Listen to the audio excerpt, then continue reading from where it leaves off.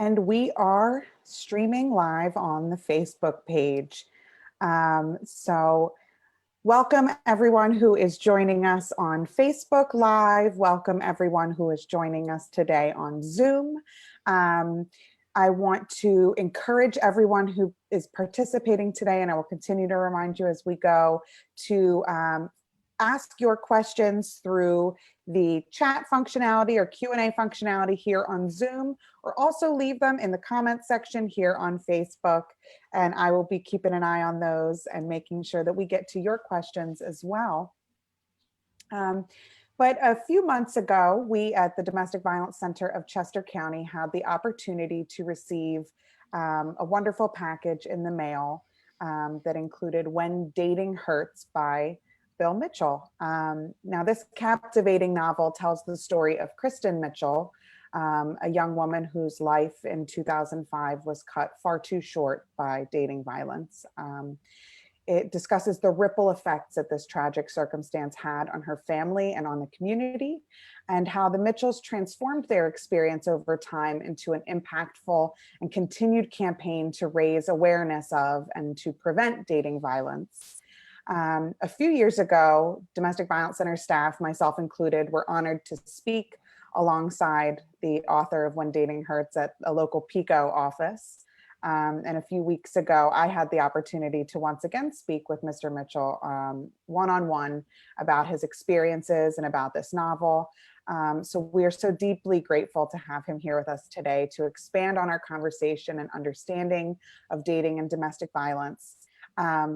And so after our conversation a few weeks ago, as you know, I picked up a copy of the book myself. And as I said before, I honestly feel as though I've gotten to know you and your family on such a deeper level through the process of reading When Dating Hurts. But most importantly, I feel connected to and as if I know Kristen on a deeply personal level. So thank you not only for sharing your story so candidly through this book, but for sharing her story so well with the audience. And also thank you so much for taking the time to join us today. We're so appreciative of having you here. Yeah, thank you. Yeah, this is a great opportunity to chat with you, and I always look for opportunities to talk with people who are in the field. I wrote the book, and I do quite a few things, but I don't do quite a few things 24/7 like you folks do. And my respect for you is just over the top. I can't describe. And I've known right from the very beginning, Kristen was killed in 2005, but right from the beginning, I've had people at domestic violence agencies catching up with me at different times. And when I finally felt like we got on our feet, then I could kind of go back and engage with them and kind of give back to them what they gave to me, because they were so helpful in trying to explain what we were going through and what happened and why it happened, which I know we're going to talk about today. So it's great to join with you. Wonderful. And I'll introduce myself as well. For those who don't know, my name is Amelia Rayburn Pazika, and I am the Director of Education Programs here at the Domestic Violence Center of Chester County. And also with us today is our CEO. I will let you introduce yourself. Hi, I am Dr. Dolly Wyman Scott, and I am the CEO of the Domestic Violence Center in Chester County. So let's just jump right in. We have a number of questions for you, Bill. And so first, I think it's really important. I would love to learn a little bit more about the inception of the Kristen Mitchell Foundation, Kristen's Crusade, and the eventual culmination of all of your work in sharing Kristen's story with the world through this extremely impactful novel, When Dating Hurts. Sure. Yes. So Kristen was killed in June of 2005, and she was killed on June 3rd, 2005, which is 20 days after her college graduation from St. Joseph's, very close to where you are. And so, when you go from the high of somebody graduating from college who had a job lined up with General Mills in Dresher, Pennsylvania, and all ready to go, so excited about that, and then getting a call from detectives, that obviously is a parent's worst nightmare, a devastating loss that you just you don't expect to ever get over. And I know 15 years later, you don't get over. And how could you? Kristen's Crusade was a run walk that was proposed by two of Kristen's closest friends about almost exactly 1 year after she was killed. It was June of '06 that they sent an email that I saw, and I sat down with my wife and went through it. And uh, her immediate reaction was she was, I guess, in a way shocked and surprised, because the way she saw it was, we're still trying to get through what happened, and all of a sudden now we're going to take our extremely personal story and we're going to take it public, if we went along with what Kristen's two friends wanted to do. So we thought about it for really a couple of weeks. Didn't have a lot of time because that was June of '06, and they wanted to do a run walk in September of '06 when the school year started up again at St. Joseph's. So we had to kind of like make a decision and go with it. And it was definitely the right decision. I was for it right from the beginning, but Michelle took a little longer to process, God bless her. So it was called Kristen's Crusade. Kristen spelled with a K, Crusade is spelled with a K. And so we actually, over the course of time, did 11 of those. And we did stop them at one point, and I can talk about that in a minute, but we did those, and they were really for awareness, and they were pretty successful. It wasn't Susan G. Komen Race for the Cure with thousands of people, but it was definitely hundreds of people. And it was an awareness event, and was also to keep the memory of Kristen alive. About a year into it, after we did our second one, these two friends, which we did. So people are always giving me and my wife credit for founding it. We did not found that. We did not create the run walk. But over time, when the two young women who started these things got busier in life, they now were also graduates. They graduated at the same time Kristen did, and they had jobs or got married or started to have kids. Then more of that responsibility came over to me and my wife, which was fine. I mean, we kind of thought that day would come. So that then created the Kristen Mitchell Foundation in 2007. Over the course of years, I've done over 100 speeches and interviews and now podcasts and webinars. So that's been a great thing. And I never really, from at least in the beginning, expected that what I was trying to do would be embraced at the level it was. I think that I, somewhere in the back of my mind, probably thought of talking about it was my therapy session or something like that. I mean, I felt better when I talked about it. And the response was always, thank you very much. And it was, wow, you're telling us things that can save lives. And I was picking up more reasons to do these, which was great. So I did a lot of those. And when something would happen in our area or something would happen nationally in a domestic violence or dating violence way, oftentimes I get a call from a local TV station. They send a crew to the house or where I was working, and I talk. And so I guess in some ways, well, I was an authority at least on what it's like to have it happen in your own family. So I became a subject matter expert the hard way. And then the next thing really was 5 years ago in the summer of 2015, I wrote a few articles that were on LinkedIn and just kind of tried them out. And one of them was called How to Avoid a Parent's Worst Nightmare. And these were just LinkedIn articles and weren't the longest articles, but the response was encouraging.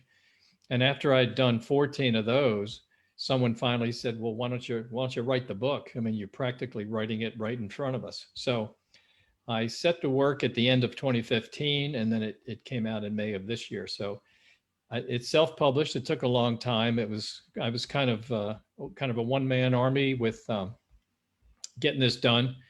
There's a lot to writing a book, and there's a whole lot to do when you self-publish a book, because you really do everything, or you hire people who also help you, but you're responsible for everything. There is no agent, there is no publisher or anything like that.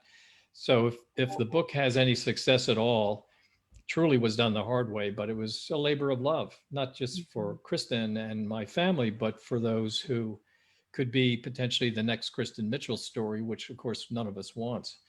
So that's really how we got there. Okay. Bill, I thank you and Michelle so much for really taking Kristen's personal story, your family journey in terms of the tragic domestic violence death, and really sharing it with the world. And with that, in your book, you do have a section, a resource guide that addresses red flag behaviors. Yes. And I think it's important for the public to know when one is in a dating relationship, what are some of the red flags to look for? And to know that that's a unhealthy relationship. So can you talk about that? Absolutely. Yeah. So if you were tracking through the book tells it tells Kristen's story from the standpoint of who she was from the time she was a young child, right to unfortunately the, you know, when she was killed. Also tells our family story, but it's really, the book is kind of in three parts, and the third part, Dolly, is what you're talking about, where it becomes that resource guide that talks about warning signs. There's another section, and I'll go into that in a second, but there's another section called, that I call the template that every abuser follows. But we get into other things that maybe some of our listeners know about, like gaslighting.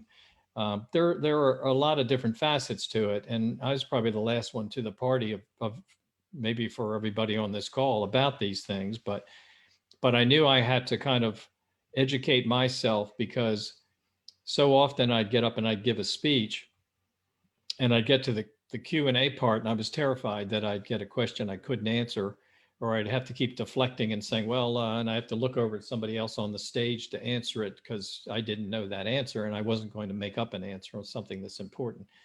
But anyway, one of the things I do in the book, though, is I do get into the warning signs of an unhealthy relationship. And I'll just go through a few of those. Uh, they can sound a little random if I don't start with this part, and that is that these relationships, these toxic or unhealthy relationships, all center around power and control. It's one person doing his or her best to control that other person and get everything they want the way they want it. And what's so hard about this and so confounding, if you're not in a relationship like that, is you wonder how the person who's being abused doesn't catch on or doesn't stop it and say, we're not doing this anymore, and get out of there. But for instance, some of the lists that I have in the book with as an example, would be like constant put downs. Now, one of the things I found was interesting when I started to collect these warning signs, and I did a lot of Googling and looking around and seeing other people's warning signs cards and things like that. But you listen to the list, which I'll go through, but listen to the list, and so often you say, wow, I experienced that at work, and I experienced that with my family members. So it's not like if somebody puts you down, which is the first one. If somebody puts you down, it doesn't mean you're being abused. It's just that if it becomes a constant campaign of somebody finding new and improved ways to put you down, then that starts going into abuse. So constant put downs is one of them. That could be somebody who makes fun of the way you comb your hair, or the way you look, or where you're from, things like that, but keeps bringing these things up to kind of make the point that you're not as great as I am, you're not as good as I am. You're from the wrong side of the tracks, or you're not as nice looking as you think you are. May not even be true at all, but it's just to keep someone in a spot so that they're kind of subservient to that other person. Could be some nasty nickname that just bothers you. And the fact that it bothers you, it'll probably get used over and over. But overall, controlling behavior, dominant behavior, that can manifest itself in a whole lot of ways. One of the things that Kristen experienced, and we only learned this from her friends afterwards, but somebody who is checking your cell phone or checking your emails, or somebody maybe checking your phone for text messages, things like that, without your permission. So Kristen did spot on a couple of occasions, again, we heard from her friends, we didn't hear from her, but she might be in another room or doing something or making something to eat, and the guy that she was dating could be figuring she's out there, she's not going to see me, but he's actually goes on to her Facebook page and starts instant messaging with somebody as if he is her. So he would go on and say, hey, what do you think about Nick? Do you think he's handsome? And all this kind of stuff. And he wanted to have some kind of an understanding of how her friends felt about him, because they could be allies for his campaign or they could be enemies. And the more they got to know him, the more they were enemies. So he was even more interested in what they thought about him, because he wanted her all to himself. So that meant that they were expendable. They needed to be out of the way. And that leads me to extreme jealousy or possessiveness. This guy was over the top as a very jealous guy.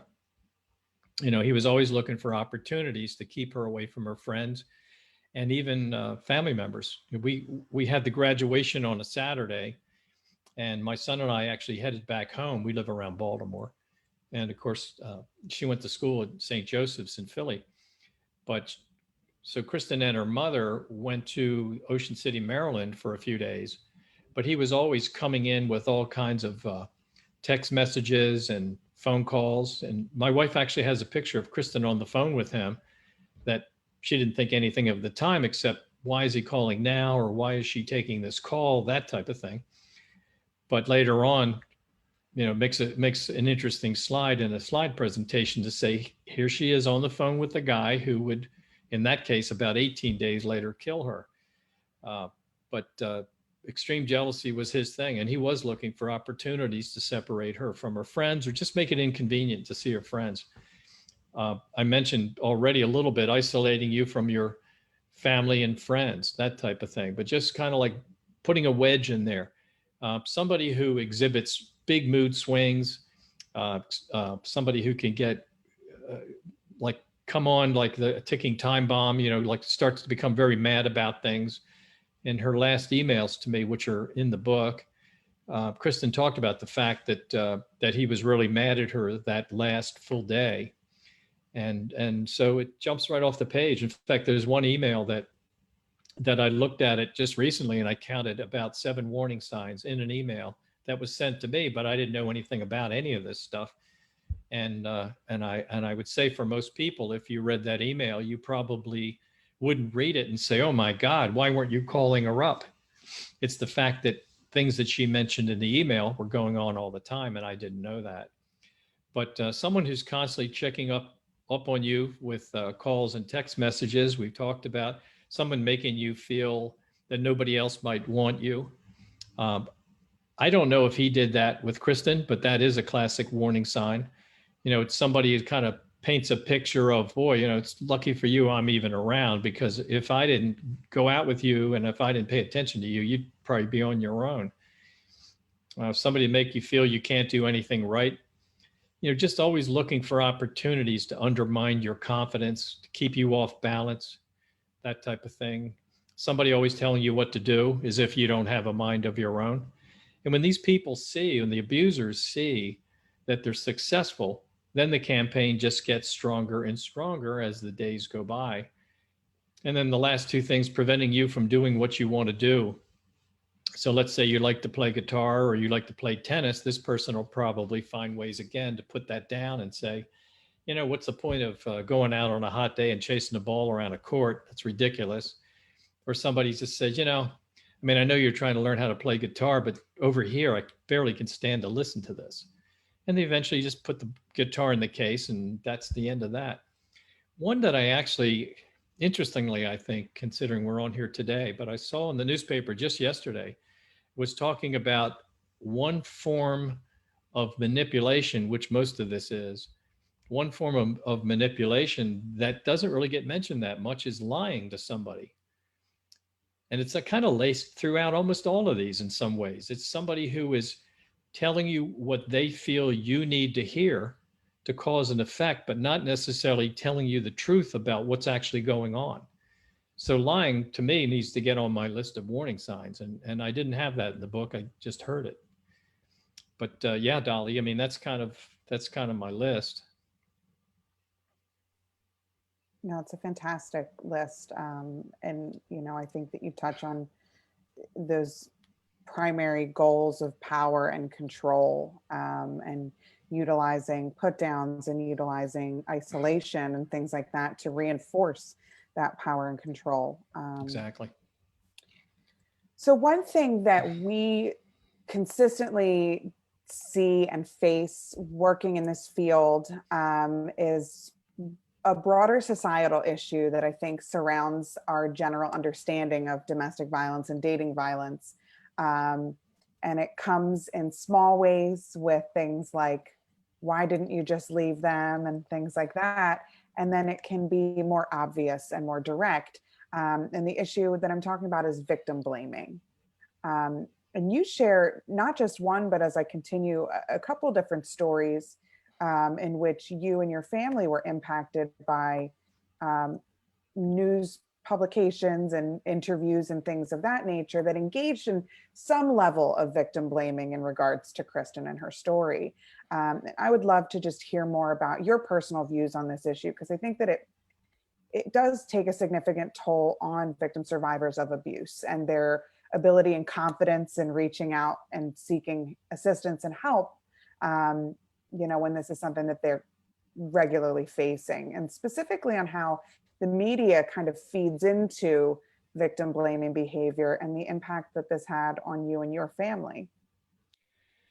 Well, one of the instances I mentioned in the book uh, kind of went from something that I was really excited about to something I felt very weird about. Was we were contacted by a producer from Good Morning America to come to Washington. We live in Baltimore, so it wasn't far, but go to Washington and to appear on what would be a segment in the morning on Good Morning America. So they were taping us. And they had my wife and I and two other couples talking about things that had happened to our daughters. But so they had the interviewer there, and they had the lights, and they had all the things that you've seen. And so they went through a bunch of pretty straightforward questions with me. And then they shifted the camera over, and we took a break for a moment, and then they were talking with Michelle. But somewhere in the middle of it, a question was put to her, which was amounts to, did you feel guilty about what happened to your daughter? And the idea in the context of the question was, did you feel guilty because she wasn't prepared for what was going on in this relationship, and therefore she got killed? That was the real point of the question. And it was stunning. It was just stunning. And I mean, it was one of those things where I was sitting next to Michelle, and the camera was on her. I could see from the monitor. It wasn't on me, but I'm looking over there like, I wouldn't be surprised if she pulls this microphone off and gets up and leaves. She didn't do that. But I didn't know where she'd go. And her answer amounted to absolutely not. I didn't feel guilty at all. Yes, as a parent, you wish you knew everything, but we hadn't been acquainted with it. Nobody we knew had been acquainted with it. This actually was in June of 2009. So this was 4 years after, and we talked with a lot of people and a lot of friends. And I mean, our situation educated a lot of people and brought a lot of awareness to this, but they didn't know anything about it either. I mean, we had what I would call a rather cliched, stereotypical understanding of domestic violence. Dating violence, nobody home. I mean, we were clueless about that. So yeah, of course we wish we knew more. And of course we wish when we read emails or had a conversation with Kristen, if something came through that we would have picked up on it. But that doesn't go all the way to guilt on the other hand. So that was weird. I think that, Amelia, you mentioned the media, and I don't have a big speech about the media. The only place I would go with that is that we've had a few instances where we felt taken advantage of. We thought the interview might go one way and it went a different way. So going into those interviews, as much as you can, you have to be prepared for anything. Or you have to learn how to deflect. I hate to put it this way, but you have to learn a little bit about what politicians have learned, which is sometimes it's not about the question, it's about your answer. So you give the answer you really want to give. But but yeah, Michelle has been cornered a few times. I haven't been. And I just felt like they were kind of going for sensational points. And it was so much easier to corner the mother, expecting they'd get tears, or they're going to get something that I guess pushes the ratings up a little bit or something like that. The key thing here, I think, is, again, not so much going off on the media, but I think that a lot of people, though, go into victim blaming because and even somebody who's in the midst of an unhealthy relationship, talking to a friend or talking with their parents or talking with somebody at work who opens up about this, what comes back from the other side of the table, was supposedly a friend or family member, can be that person starts to judge them and pounce on them. And it's another form of victim blaming. How could you let that happen? Didn't you see this coming? You know, what were you thinking of? I told you a long time ago to get away from this guy. None of that is helpful.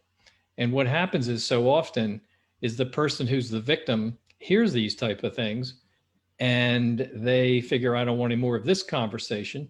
And they actually want to go back to the person who's abusing them, the real person who's abusing them, go back. And in some cases, it'll say, you won't believe the conversation I had with my mother. And she was putting me down and putting you down. And this guy's now kind of hearing what the other side is working on, is like, wow, he better increase his efforts, kind of get mom out of the picture, or dad, or whatever it is, or your friends. You know, it has to drive more wedges, and it actually makes the whole thing worse. So victim blaming, there's no win in that at all. You know, it doesn't help anybody. It makes things worse. It supercharges everything that's already going on. So.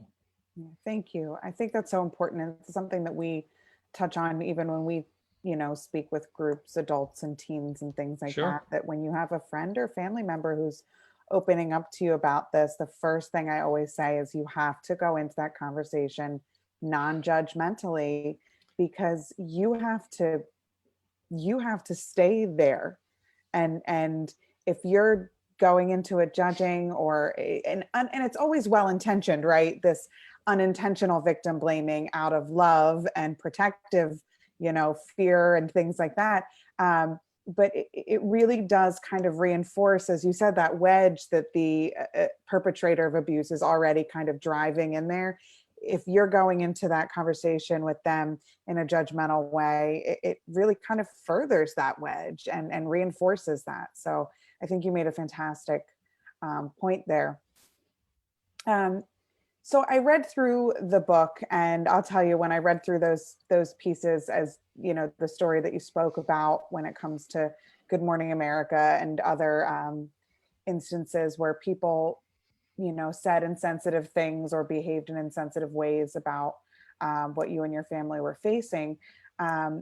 There seems to be a shift, though, not just throughout the book, but just in speaking with you today, that you seem to undergo, that you shift from feelings, and correct me if I'm wrong, and if there's a better term here, I don't want to personify your feelings here, but you shift from feelings of anger toward abuse and perpetrators of abuse in many areas of life. And you talk about not just in dating situations and domestic violence, but even in friendships and in work relationships that you could briefly touch on.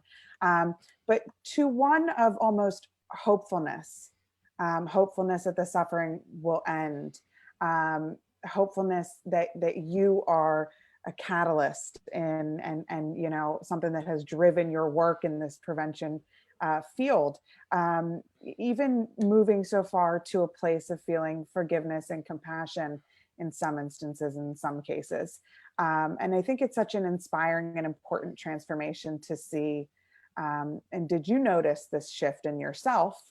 And if so, how do you think it came about? What kind of experiences do you think influenced that?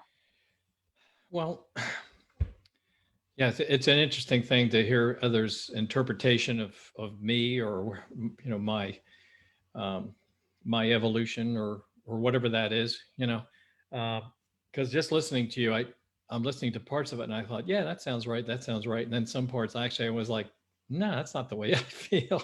So I apologize up front. but I'm just trying to be as candid as I was writing the book. But there's no doubt that that once I got my head around abuse in a way that I had never before, because of what happened, that it's like this whole other world that's going on that you don't necessarily pick up on. You may see little bits and pieces of it, but you're not on full alert. And of course, I went on full alert as soon as I knew what happened to Kristen.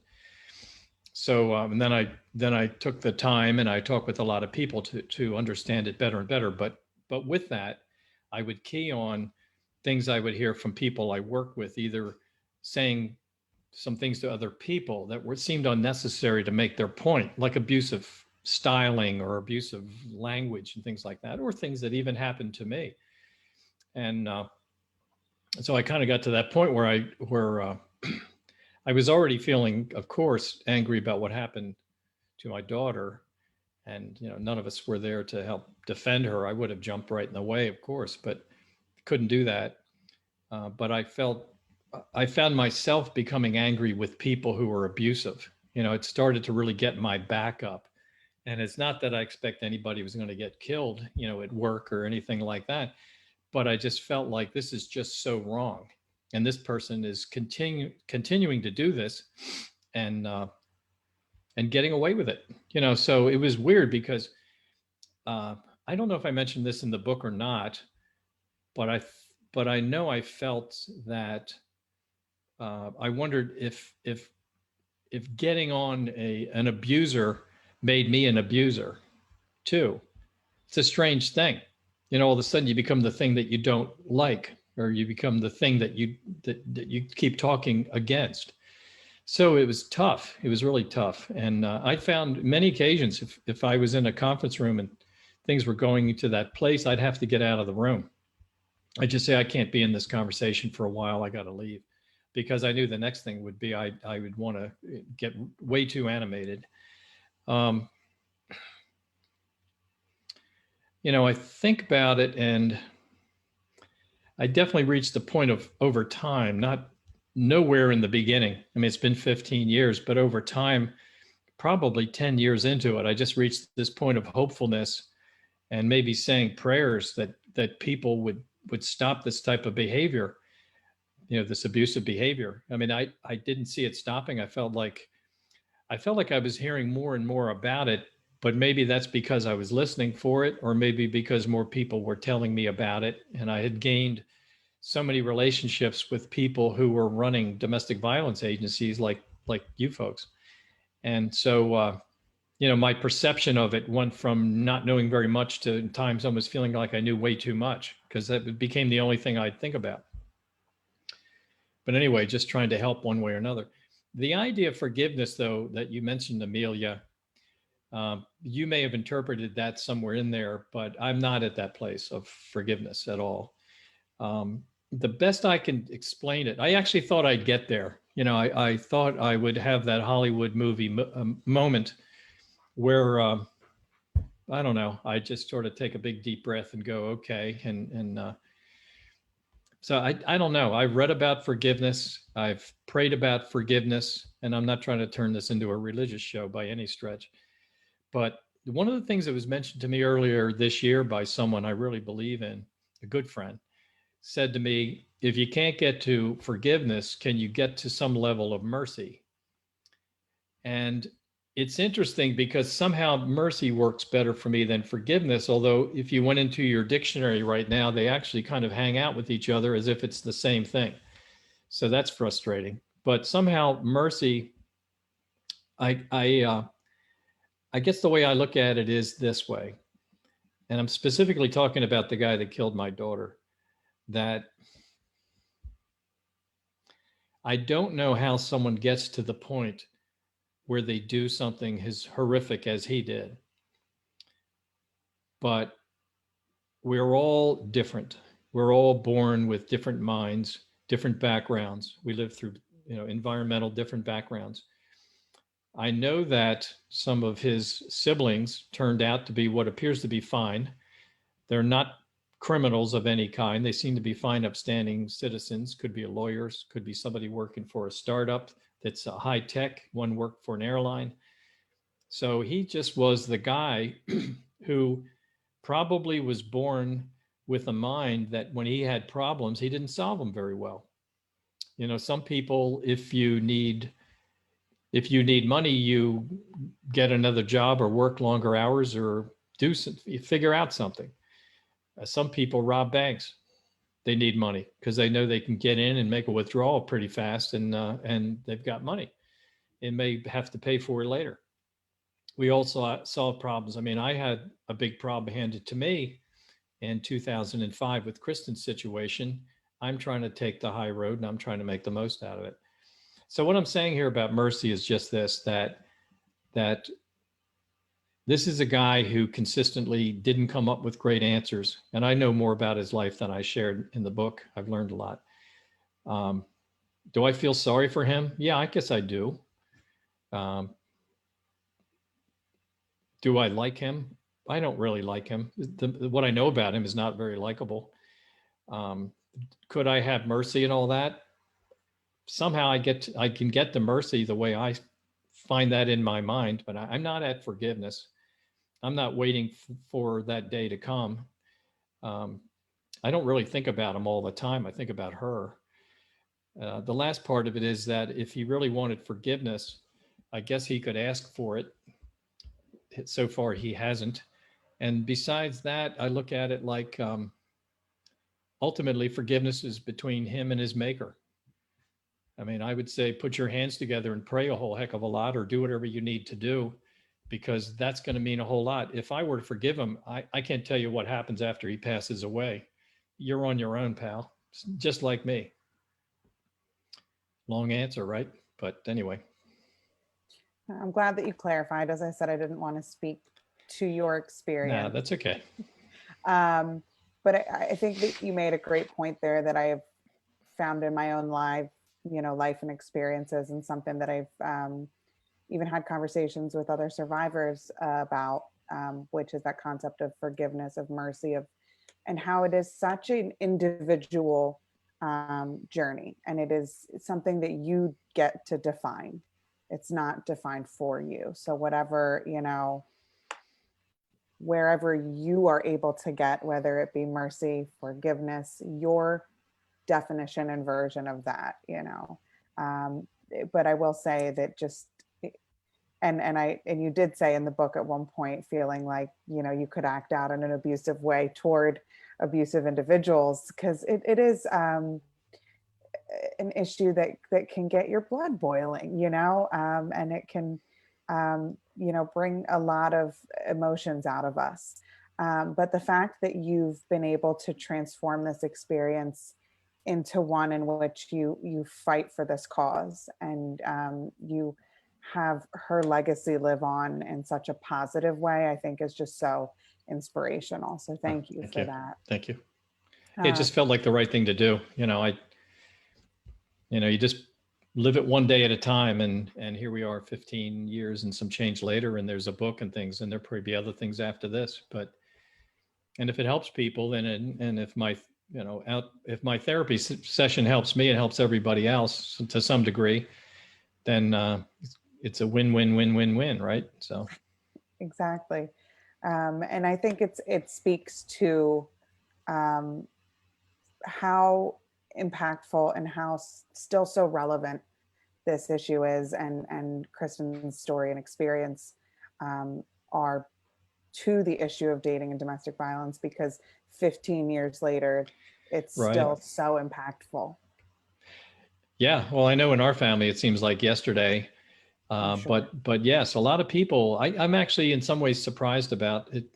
People relate to her really like they know her. If they read the book or they heard some of my talks and things like that, they jump right to it, and I think they see themselves in her, or they see a sister of theirs, whether it's a friend or a sister in her. In a lot of ways they relate to her. I mean, I know people who pray to her, and so a guy she graduated with was having some problems selling a house and trying to buy another house. And so he actually got in touch with me through Facebook, and he said, he went into this thing. I mean, I'm not some real estate expert, but I guess he trusted me. And so I was making some suggestions, and he said, maybe I should start by praying to Kristen. And that wasn't on my list of things he should try, but he said he did. So I don't know. I guess. And I'm glad that it's just great. Yes. I'm glad that you touch on that, because it's actually where I was headed with my next question, is that there's a wide variety of topics that you touch on throughout your novel that, weave throughout the stories that you tell, and feelings and emotions. But one specific topic that threads throughout the whole book and throughout many of the stories in the book is this concept of signs or miracles, guardian angels, having someone looking out for not just you, but for so many. And so I think that was one of the pieces of the novel that impacted me so much, were these stories and experiences that kind of take your breath away. And they're hard to miss, and they're hard to, interpret in any other way. And I know that in the book you do touch on, I don't interpret everything as a sign, but I'd love to just hear more about, if you were a believer in or a seeker of signs before your experience, or do you think this experience really shaped your view of these things? Well, I've always been one of these people that I guess I've always wanted to, as scary as it might be, see a ghost, or I don't know, see something out of the ordinary happen, or I don't know, bump into a saint, or I don't know what it is, but I mean, something that you just realize really did happen, and isn't that incredible? But I never had really. I'd heard about it. My father was a fighter pilot and flew jets and planes and all that. He actually saw UFOs on one occasion, so, things like that are literally extraordinary, so far out of your ordinary life. So, but I was brought up Christian, and so I had 12 years of schooling with the nuns, and then later the male side of that, the brothers in high school.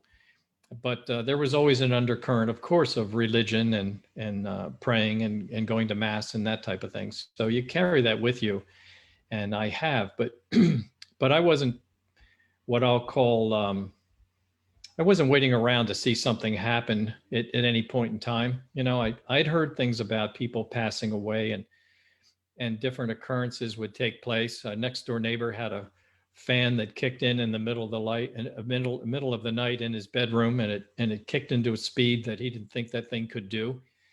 There kind of was slow, medium, and fast. This thing was practically flying out of the ceiling. And then he had some grandfather clock, or whatever they call those, that was running screwy, for a while. This is all after his father passed away. So I'd heard about those things, but I wasn't looking for them. But we had something like, it was like 9 different lights in our house blow out that first week. And I honestly wasn't looking for it. And I mean, it may sound funny, but I mean, I was the guy going to see, I have to get another 40-watt bulb and plug it in. And then maybe later that day or the next day, it's like, oh my God, I can't believe it. Some light just blew out now in the family room. And I'm going to get another light. I mean, I'm buying these lights. We had 3 of our cars took turns not starting. On Monday, it was the Camry, and the next day it's Michelle's car, and then it's David's car.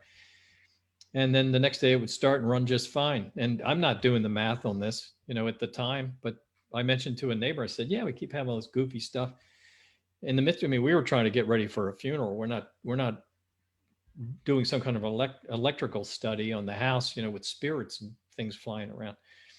But anyhow, eventually we just started to have things that were really remarkable. And that's why on the front of the book, in fact, I can see it over your shoulder, Amelia, but you can see this locket, which is from my experience, something that I experienced, the story behind this locket. But in my life, I've never heard of a story that touches that one in terms of how complicated that story was. And I mean that in a good way, because the story is so complicated that I don't think anybody could have dreamed it up or pulled it off, and involves so many people. But it really does take you to a place where you say, you know what?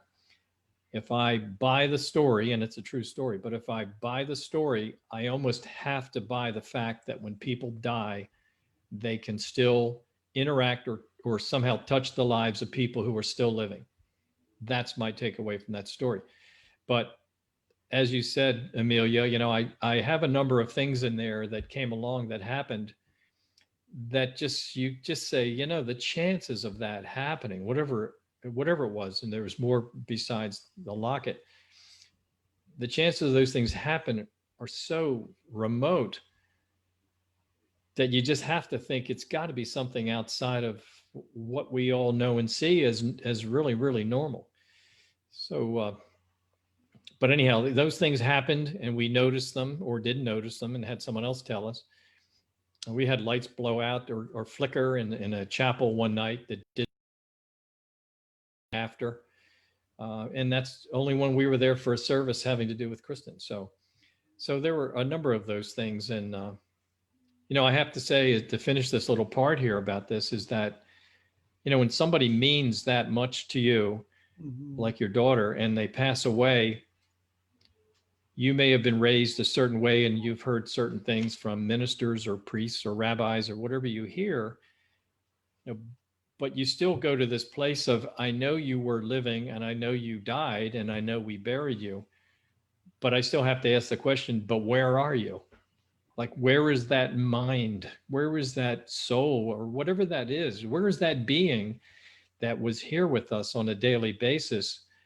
And she was I mean this in the best possible way. She was a very strong person. She was a very strong-willed person. And honestly, if somebody would have asked me years before this, if they would have said, think of everybody you know and imagine any one of those persons passed away, who would you say has the best chance of reaching out and touching the living? I'd say Kristen.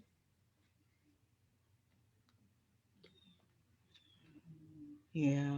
Wow. So yeah. So I think it really happened. But the book is not a religious book. I don't want to take anybody down that path. It's really the story of what happened to Kristen and get to know her. It's the story of our family's journey.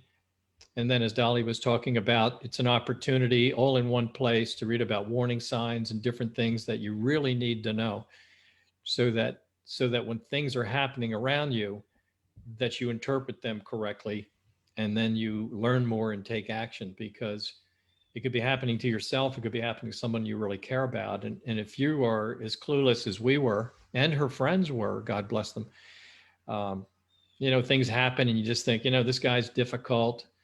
I don't really need him around here. Kristen, you want to date this guy? But I mean, one of her friends kept saying, you should get some space from this guy, take a week off, take a weekend off. But he actually would insert himself and even ruin those occasions, because the last thing he wanted was for Kristen to get away from him for a while and see him for what he was, his behavior. I mean.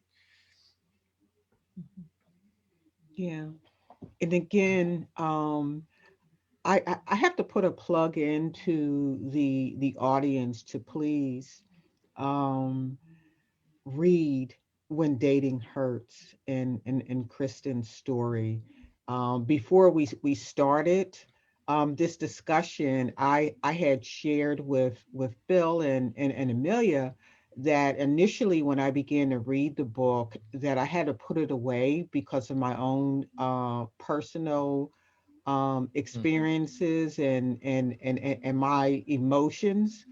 But I knew it was important for me to read because it kept calling at me to say, you need to continue. And so I did. And when I did, I couldn't put it down. So yes, Kristen is really, really working through many individuals, and I didn't have the opportunity to meet her, but I felt that she was working through me. And I mean, it was just really um, a wonderful educational tool for those who are in dating relationships. So in terms of what to say to individuals, to young people that are in dating relationships. And as an organization, for many years, we have provided the teen dating violence curriculum to schools and different groups. But what would you encourage individuals to say to those that when they know someone is in a dating abusive relationship, um, what should how should they help them? You touched on this a little bit, but talk more about how can they best support and help their friend, their family member. Yeah, well, there are a number of things that friends or bystanders or parents can do to help, or teachers can do. You know, if you feel like you have somebody around you that you're thinking, wow, this sounds like some of these things I've been hearing about, these warning signs, and I'm afraid this person's in a relationship that could hurt them. But the first thing is to begin with is to learn all you can about it, because it's very hard to be helpful if you don't have a good solid background in it. Doesn't take forever. There are plenty of websites. There are plenty of phone numbers to call. I'm always telling people about the dating violence hotline, or the domestic violence hotline, which is the 800-799-SAFE, which I think is 7233. But I've called there and just chatted with some of the people who pick up there, and they have to kind of go through their protocol. When I first called, they thought that I was either in trouble or was witnessing something, and it took a moment for them to get to the point where they believed me that I was just trying to ask some questions because of what happened in our lives and that type of thing. But you want to get as educated as you can, otherwise your intentions are really good, but you're really not being helpful. One of the things that I've found out is that if you just operate off your instincts, you're probably going to do a lot of things that are not helpful at all. We talked about it a little bit earlier, but it's like if you listen to somebody, if you're a parent listening to your child, or if you're a friend listening to your friend who's in a relationship that's like this, you're going to want to pounce on that other person. You're going to say, oh my God, what are you thinking about? I knew there was something wrong with that guy. Do you see what you're doing? And you bring the house down on them. Doesn't help. Doesn't end the relationship. Doesn't, you want it to end. I know. One of the things that's very hard for people to understand when they're getting news like this, which they don't want, is they obviously, I would probably do the same thing years ago. I would go right to how I felt about it. All of a sudden, it's about how I felt about that relationship you have with that other person. That's not what this is about at all. It's about the feelings of the person who's being abused at that time, the victim. It's not about you at all. It's about the victim. Mm-hmm.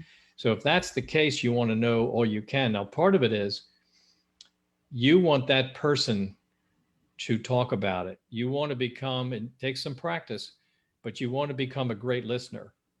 And a great listener knows how to ask questions that are leading questions. So for instance, somebody says, wow, I'm dating him, but he does this and he does that. And you think, wow, that's abusive. You'd say, well, how do you feel about that? Or how does that make you feel when that's happening? Or maybe, do your other friends see this? How do they feel about it? Or how long has this been going on? But the point is not to make your point. The point is to get them to talk about it. So you have to figure out, maybe for the first time in your life, how to be an incredibly good listener.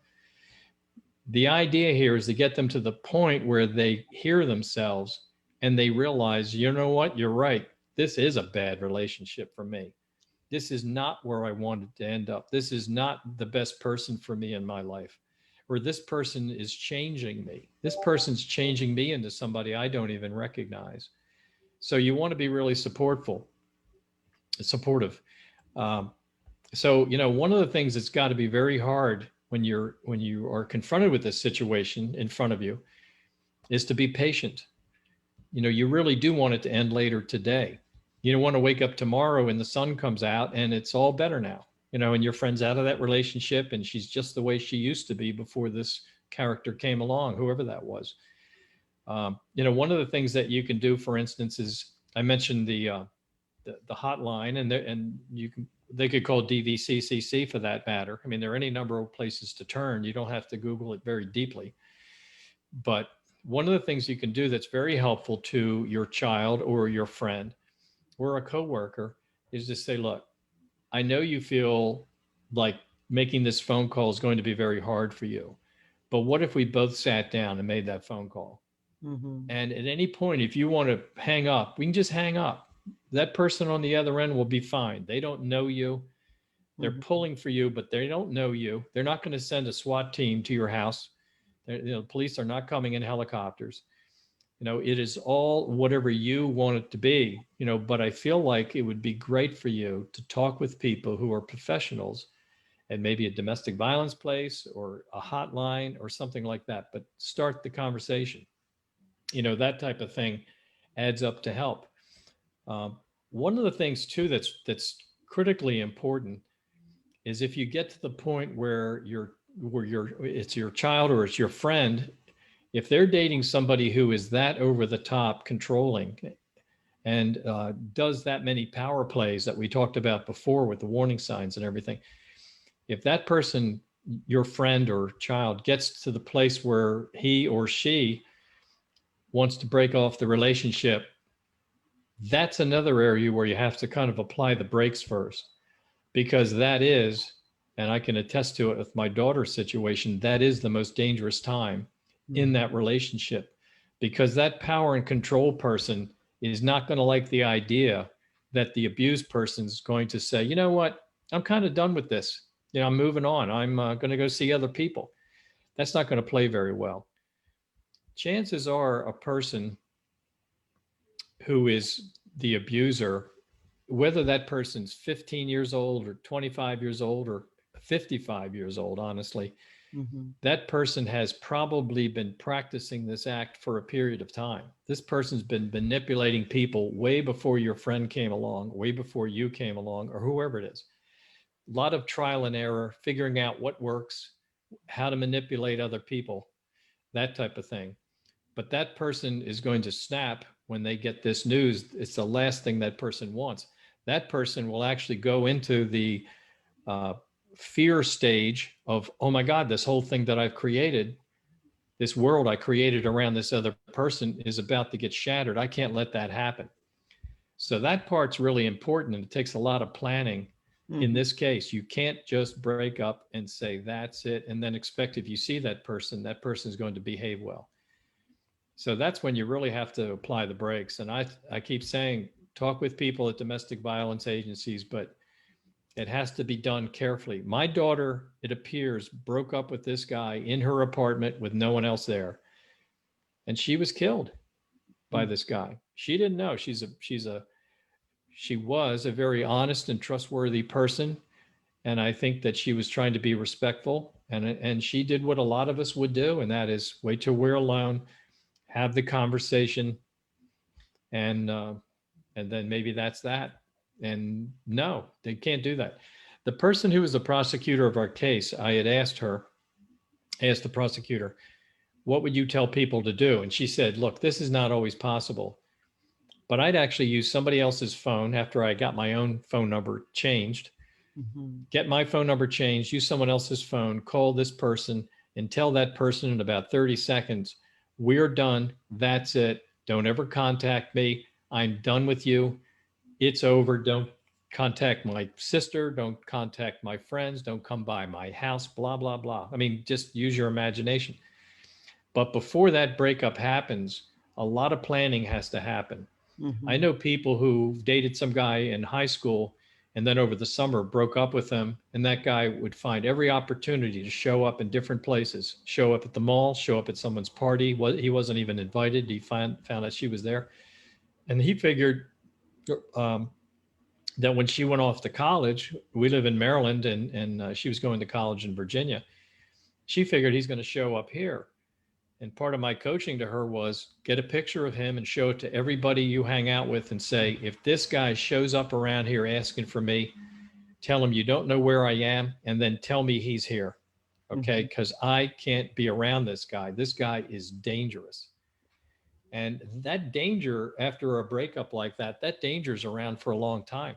I mean, there are people who avoid seeing somebody for 6 months and then they show up and then it's bad.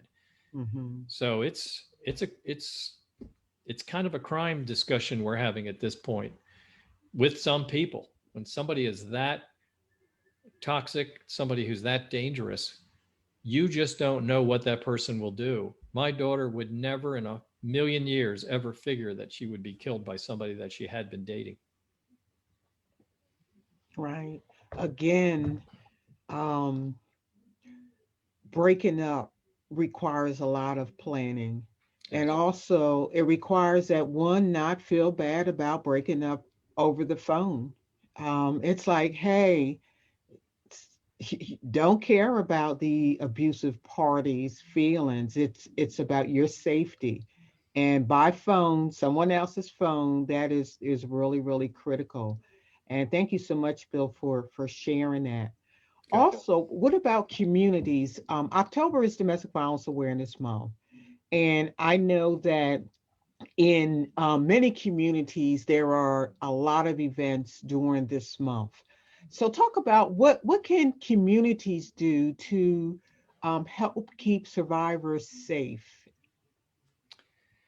Well, I mean, that's a huge question. We probably need another hour for that one, right? Yes. Um, but I mean, to begin with, I think there's no such thing as too much awareness. Awareness is kind of like, I mean, there's still a lot of people walking around who have no idea if I mean, I walked the halls of Congress with some people in summer of 2009, and we would see real senators and go into their offices and sit down and start to talk about dating violence. And some of them said, "Are we talking about bullying? What do we? I don't even know what we're talking. What are we talking about here?" So their awareness was really, -5. Awareness is really huge. I think that's really the first thing. Then what usually follows that is some version of education. Having that ready to go. Having that right there. So having people speak at community centers about this issue, or having pamphlets. You used to find pamphlets in bathrooms. Brochures and things like that. You'd come in, they'd have these take one kind of things. I don't know how much of that they can do, but that's awareness is really a big thing. And then I think the third part of it is support. However they can support domestic violence agencies in those communities, and give find free airtime for messages, that type of thing. Or everybody's got a Facebook page, whether it's personal or business. So look for opportunities to put messages on there that are about this. And the only statistic that I believe that I used in the book, and I know the only one I use when I give talks, is I talk about the fact that 1 in 3 women will experience serious physical violence in an intimate partner relationship during their lifetime. And typically it happens between the ages of 16 and 24. Now, when you think of 1 in 3 women, there was a guy that I met a few years ago who worked for a printing company, and he heard me speak, and he came up to me afterwards, and he looked like he had been really rattled. And I just had met him, but I said, he was sweating and looked like he was going to fall down. And I said, what's going on here? And he said, well, I just heard you talk, and I heard about the 1 in 3 women statistic that you used. And he said, right now at home, I have 4 daughters who just graduated high school. We had quadruplets. They're going to college. And he said, if this will happen to 1 in 3 women, I've got 4 daughters. I mean, I got to figure one of them or 2 of them are going to go through this. And I said, well, they may not go through it so badly because you came to the speech today and you have a better idea of what to take home and talk with them about. But honestly, Dolly, I don't know literally, what communities can do beyond what I've just talked about. What I said was kind of general, but I can just say in our community, which is a very pleasant community to live in, and I'm sure there are all kinds of money, resources, taxes, for all these types of things. But at least as of 2005, I know that I didn't bump into something. Maybe there were some things in the library and I walked right past them. But Yeah. In fact, I met, and I didn't realize this when I said that. I actually just did a webinar 2 weeks ago for the library. So some people there had the opportunity to get the word about this. And I'm actually glad that you brought up libraries, because I think that it was, very fitting and almost meant to be that we connected this month. We had spoken briefly about our own awareness campaigns for Domestic Violence Awareness Month here in Chester County, how we've tried to think outside of the box and raise awareness throughout this month in this, new normal. And one of the things that we did was connect with several of our local public libraries. Good. We created a book list based on books that are available within the Chester County Library System, which is up on our website at dvccpa.org/DVAM. And we actually partnered with a few of our different libraries. And right now, the Spring City Library and the Henrietta Hankin Branch Library here in Chester County have domestic violence displays where they've displayed books and information and our brochures and things like that as a way to increase outreach and awareness. And so when we spoke with you, we knew that this is a way to continue this literary exploration of this issue of domestic violence and dating violence. And I think that, everyone out there, I will plug the book as well, should pick up a copy of When Dating Hurts. We have the link on Facebook available, but it is www.whendatinghurts.com. And grab a copy. It is such a quick read. It really is when you really start. And as Dolly said, it's a difficult story, an emotional story, but such an important one and such an educational resource. I think on the back of the book, someone describes it as almost a textbook, but such an accessible one at that, in sharing Kristen's story and sharing the effects that her story had on your family, on the greater community, and sharing resources and information in that third part of the book. It's such a wonderful book, and I shared the link with all of the libraries that we're working with as well, so that they can hopefully pick up a copy and have that available within the Chester County Library System, because I think it is just so vital and invaluable a resource. At this time, I think that's all of our questions, and I want to remind our audience today, those who are attending on Zoom and those who are watching us live on Facebook right now, if you have any questions for Bill, please feel free to leave them in our comment section right now, or pop them in the chat box or the Q&A function here on Zoom. And I would be glad to read them aloud, and we'll address those, because, Bill Mitchell is an expert in this field, and he's been doing this work now for 15 years. And I think that a lot of what you've touched on is just so wise and educated and honest and true. So I really want to encourage our audience to ask any questions that they might have. But again, I just want to thank you, Bill, for taking the time to speak with us, and for sharing your story with us, because it had to have been, difficult to open up about all of this and be so vulnerable and candid, and it is so impactful. So thank you. Yeah, thank you. Thank you for saying all those things. That is one of the things that a number of things seem like they come back as people's feedback about the book. One of them was the candor they felt it was written. Some people just said it's such an honest read. So, I just tried to, I didn't really want to filter too much as I wrote. I just wanted to kind of like open up and let it come through. So the one thing I did do, I had a feeling the book would be pretty long. And if you count everything in the book, it's about 320 pages.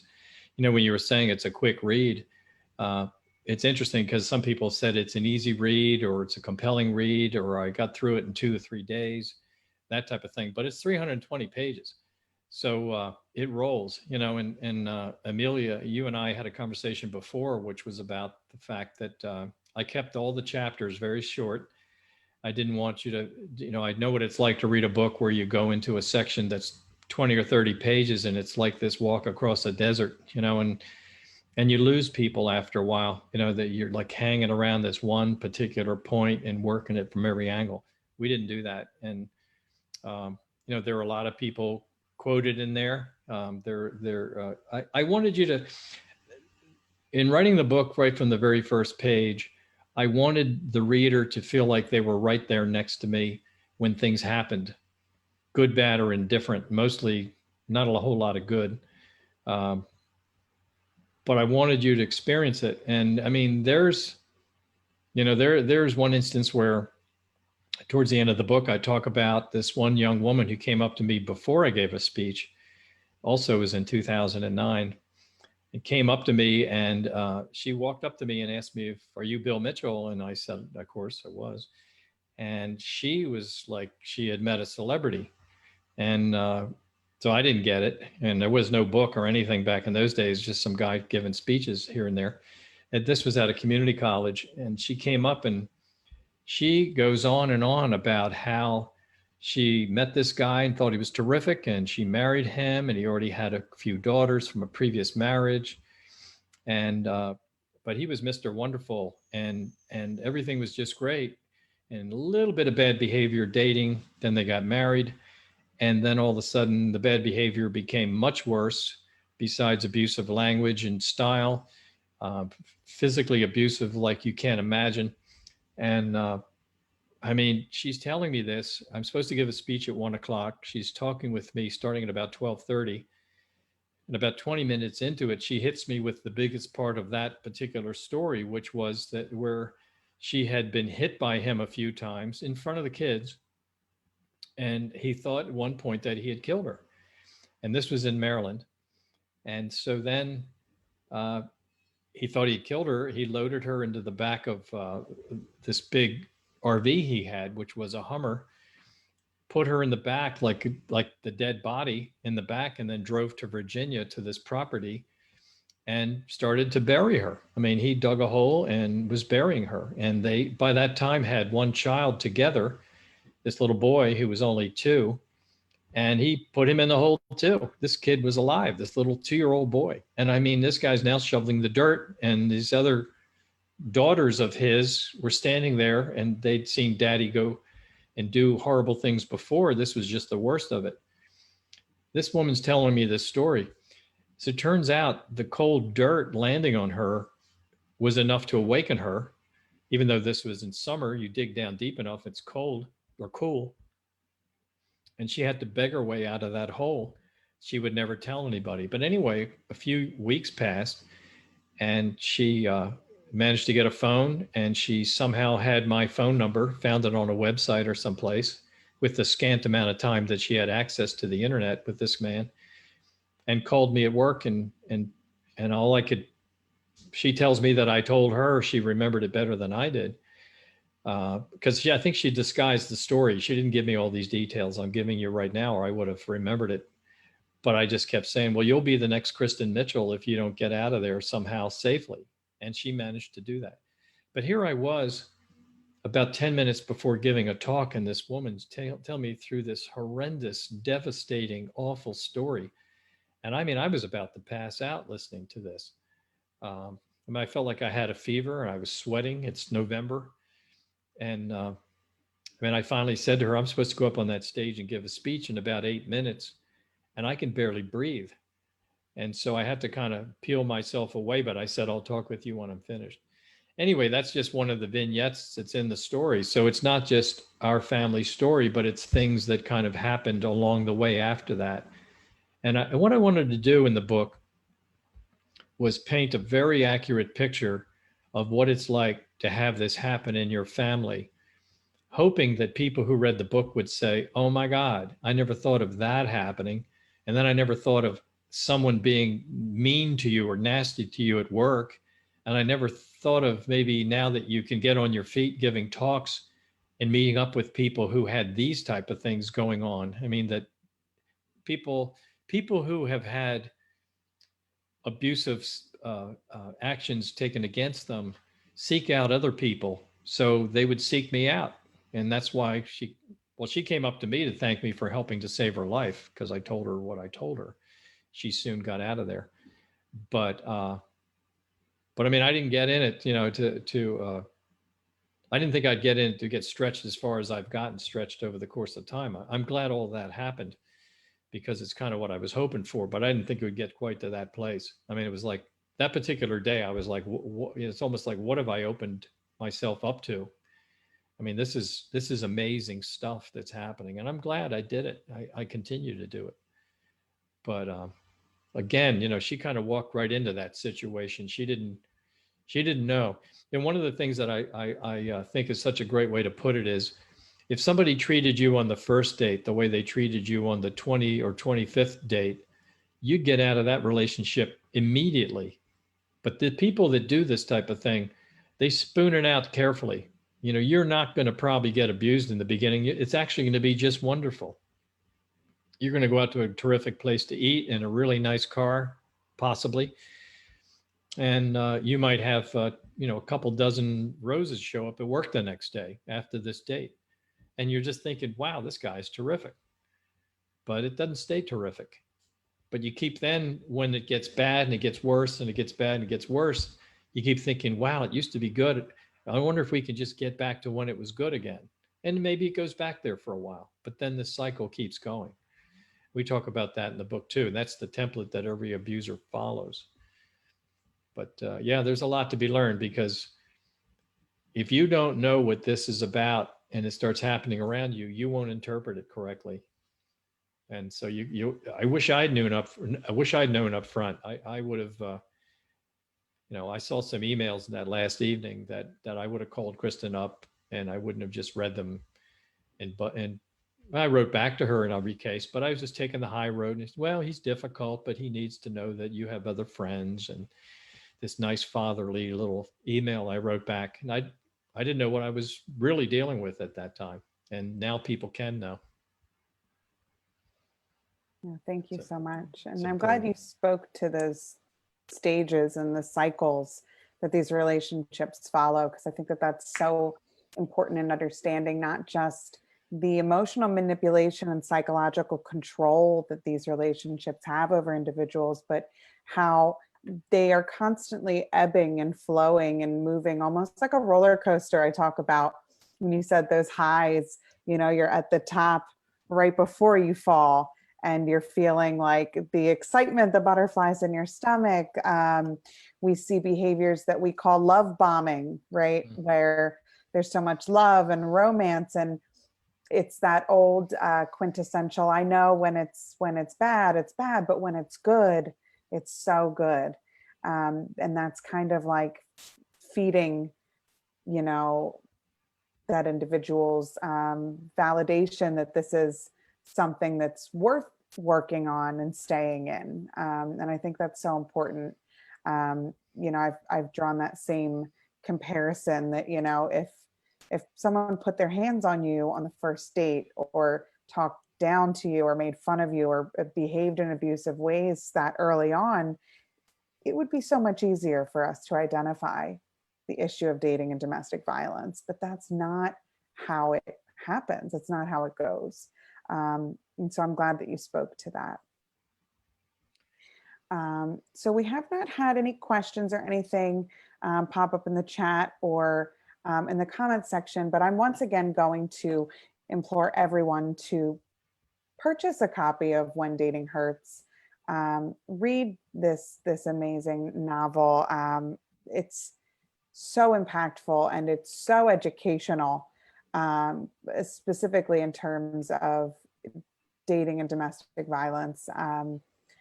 Everything that we provide in our education programming, you can find just so much more, and so much more personally provided in this book. And so we are so grateful that you gave us the opportunity read it and to get to know you.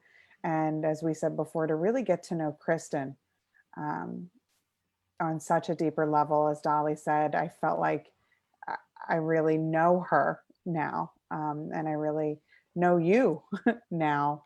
Right. And I'm glad to have met you folks. Honestly, I know we'll do more things in the future. I'm wide open for that type of thing. And, it's exciting. I mean, helping people, saving lives, all of that never gets old. How could it? And, I love feedback when somebody says that we opened their eyes or helped them to help another friend or something like that, and gave them some information that they didn't have before, or gave them some techniques to try and things like that. So, but it's great. But yeah, I mean, that's why we do what we do, honestly, and I think, Kristen's right there along with us to support us. I really do believe that, because she touched my life while she was living with us, and she continues to touch our lives now. So we make a great team. Absolutely.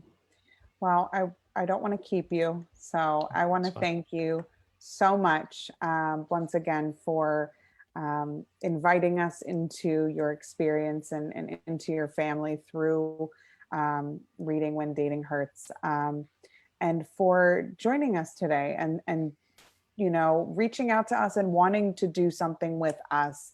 You said that you've been on podcasts and Good Morning America, but to take the time and to really connect with local organizations means the world to us. You will never know. So thank you so much for everything. You're welcome. Yeah. I look up to you people. I really, as I said earlier, I just have such respect for what you do for a living. So I'm just happy that you've invited me into your world, and I love being here. Thank you. And thank you. Thanks, Dolly. I appreciate it. Thanks, Amelia. Everybody for listening in. Yeah, thank you everyone for joining us today. Again, please pick up a copy of When Dating Hurts. You can find it www.whendatinghurts.com. It's available for purchase. Hopefully soon it will be available in local libraries in our area. I'm encouraging them to pick up copies. I think it is such an important book to have and to read. Thank you all for joining, for watching, and for listening to Bill's wisdom, which truly that's what I feel like we got, is a glimpse at your wisdom and experience with this issue. And Thank you. yeah, we are so honored to celebrate Kristen's legacy today with you. So Mhm. thank you so much. You did a beautiful job at this. Thank you. Really appreciate it. I feel very welcome.